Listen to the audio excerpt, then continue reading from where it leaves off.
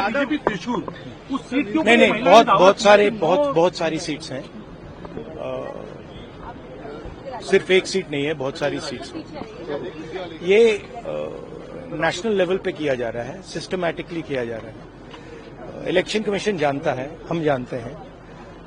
पहले सबूत नहीं था, अब क्लियरली सबूत है। और हम कॉन्स्टिट्यूशन की रक्षा कर रहे हैं। One man one vote constitution का फाउंडेशन है और इलेक्शन कमीशन की ड्यूटी है कि वो one man one vote enforce करें, और उन्होंने नहीं किया है। उन्होंने अपनी ड्यूटी नहीं की। तो हम सिर्फ कॉन्स्टिट्यूशन को प्रोटेक्ट कर रहे हैं, उसकी रक्षा कर रहे हैं, संविधान की रक्षा कर रहे हैं, और हम करते रहेंगे, हम रुकेंगे नहीं। सर, आप बिहार जा रहे हैं 17 तारीख से। 124 सुना है 124 साल का मामला सामने आया। फर्स्ट टाइम 24 साल उसकी उम्र है और फर्स्ट टाइम मिंता देवी सुना है मैंने। ऐसे तो बहुत अनलिमिटेड केसेस हैं, अभी पिक्चर बाकी है। भारतीय जनता पार्टी का सबसे बड़ा काम है साजिश करना, षड्यंत्र करना, और जब बुनियादी सवालों के जवाब उनके पास नहीं है तो चुनाव में किस तरीके से षड्यंत्र करें, चुनाव में कैसे हेराफेरी करें। अगर एसआईआर की बात थी तो ये 1 साल पहले भी लाई जा सकती थी, प्रदेश में समय भी मिल सकता था, लेकिन जानबूझ करके जब उन्हें पता है कि बिहार की जनता उनके खिलाफ है तो एसआईआर के बहाने ये बड़े पैमाने पर वोट काटना चाहते हैं। और जो आज एफिडेविट मांग रहे हैं कांग्रेस पार्टी के नेता राहुल गांधी जी से, समाजवादी पार्टी ने लगभग 2 साल पहले 18,000 वोट ऐसे जो डिलीट किए गए थे, जो 2019 में वोट जिन्होंने डाला था, 2022 के जब चुनाव में गए तो वो डिलीट रहे, उसकी हमने एफिडेविट के साथ जानकारी दी और शिकायत की। अभी भी एक भी अधिकारी के खिलाफ कार्रवाई नहीं हुई है। अगर एक भी जिलाधिकारी या वरिष्ठ अधिकारी के खिलाफ कार्रवाई हो जाएगी तो किसी भी नागरिक का वोट नहीं काटा जाएगा। ये हकमारी तो करते ही थे, ये भारतीय जनता पार्टी के लोग हकमारी तो करते ही हैं, लेकिन अब मतमारी भी कर रहे हैं। जो मतदान का अधिकार है उसको भी छीनना चाहते हैं लोग। अगर एक मतदाता का भी अगर वोट छूट जाएगा तो इससे बड़ा अपराध कुछ नहीं हो सकता। कल सुनवाई भी है एसआईआर पे। हाँ, इसमें सुनवाई है, लोग अपने पक्ष को जो है रखेंगे, लेकिन कई बार जो है सुप्रीम कोर्ट की बात को ही नहीं मान रही है। इलेक्शन कमीशन कई सलाह दिया, कई बात किया, लेकिन केवल संवैधानिक संस्था होने का दुरुपयोग जो है प्रतीक है।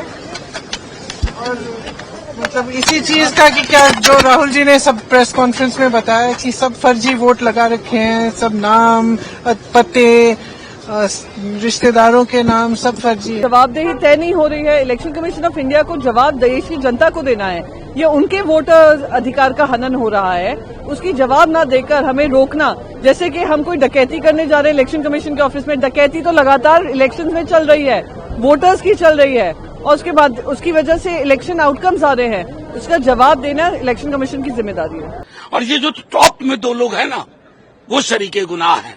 इसलिए वो चोर गद्दी छोड़। इलेक्शन चोर ऑफ इंडिया आपने वॉकआउट किया है? बिल्कुल पूरा विपक्ष। How the failed election commission of Mr. Rajiv Kumar and Gyaneshwar Singh is murdering the elections. Democratic process in India has been attacked by both of the election commission. They had just compromised the election commission as a BJP's department. Example is Mita Devi ji. Mata Mita Devi ji, who is in this picture, is a voter, who is a first time voter and whose age is 124 years old. Therefore, 124 years old lady has been included as a voter, first time voter by the election commission. This is the way election commission has become a joke. Election, the fraud voter list and the selective deletions of the right people from the voter list is the game of Mr. Amit Shah. We are protesting as a mark of protest, as symbol of protest. We are wearing this T-shirt and we are coming to the parliament and we protested in front of Makardwar. We want a discussion on the SIR as well as the vote chori issue.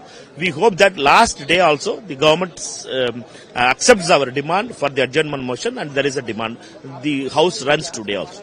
एक बात बताइए, देश की 140 करोड़ जनता खतरे में हो जाए, 125 साल की मां फर्स्ट वोटर में ऐड हो जाए और ये लाखों लाख, और चुनाव आयोग हिटलर की तरह कहता हो कि मैं किसका नाम कर दिया, मैं इंटाइटल नहीं हूं देने के लिए, तुम होते कौन हो? सीसीटीवी फुटेज गायब हो गया, वोटर लिस्ट नहीं दूंगा, हमारा मन डकैती करूंगा और चोरी करके प्राइम मिनिस्टर को बिठा दूंगा। तो भैया लोकसभा का चुनाव करा दो ना। हम तो कई दिनों से कह रहे हैं कि चोरी किए हुए पदों पर हम लोग हैं और गलत वोटर के द्वारा हैं, तो पहले एसआईआर करो, लोकसभा को भंग करो, एसआईआर करो और फिर नया गवर्नमेंट को गठन करो। की रिक्वेस्ट है, अभी हमें पुलिस इधर प्रदर्शन करने से रोक रही है। हम सिर्फ इलेक्शन कमिश्नर से मिलना चाहते हैं और हमने उनका आई चेकअप का अपॉइंटमेंट लिया है। इलेक्शन कमिश्नर साहब की आंखें कमजोर हो गई हैं, हमने उनके डॉक्टर की फीस भी दे दी है। हमने इधर रिक्वेस्ट भी करी है पुलिस से कि लिमिटेड लोग भी जाने दें। हम इलेक्शन कमिश्नर साहब से मिलना चाहते हैं और उनको देना चाहते हैं कि डॉक्टर का अपॉइंटमेंट दिया हमने उनका आई चेकअप का, अपनी आंखों का इलाज कराएं और वोटर लिस्ट देखें। और जिस तरीके से संविधान की बुनियादी रूप है डेमोक्रेसी और इलेक्शन सिस्टम, जब इलेक्शन सिस्टम को कॉम्प्रोमाइज कर देंगे तो एक खतरा देश के संविधान के लिए खतरा है और देश की डेमोक्रेसी के लिए खतरा है। और इस पूरी दुनिया में सबसे युवा देश भारत देश है। हम युवा का फर्ज बनता है, जब जब देश की संस्थानों को, देश की डेमोक्रेसी को ये सरकार कमजोर करेगी, हम उसके लड़ते रहेंगे। इलेक्शन कमिश्नर साहब हमसे मिलिए, वरना हमारा आंदोलन जारी रहेगा। और जब तक अब आप आईज के डॉक्टर के पास नहीं चले जाएंगे, जब तक हम यहाँ बैठे हुए हैं, हमने पुलिस से भी रिक्वेस्ट करी हमें मिलने दिए जाए, वरना हम आंदोलन जारी रखेंगे।